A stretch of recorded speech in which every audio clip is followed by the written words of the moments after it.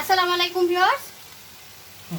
তো গণভবনের কাতলা মাছটা তো পেলাম না, বা একটা মুরগিও পেলাম না গণভবনের, তাই অনেক দিন পর বাসায় আজকে শান্তি করে খাওয়া দাওয়া করবো। ঢেঁড়স ভাজি আর হচ্ছে দেশি মুরগির ভুনা।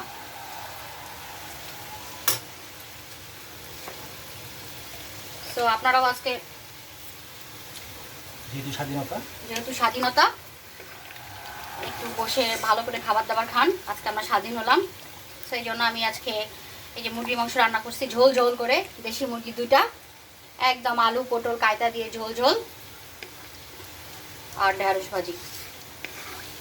তো এভাবেই আমরা সব সময় বাংলাদেশের জন্য যুদ্ধ করে যাব,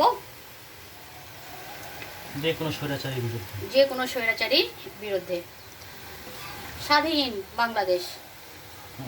আসেন আমরা দেশটাকে ভালোবাসি সবাই মিলে। বাংলাদেশের জন্য সবাই মিলে দুই হাত তুলে মোনাজাত করি, পরবর্তীতে ভালো কিছু পাওয়ার আশায়। সবাই ভালো থাকবেন। আল্লাহ হাফেজ। আসসালামু আলাইকুম।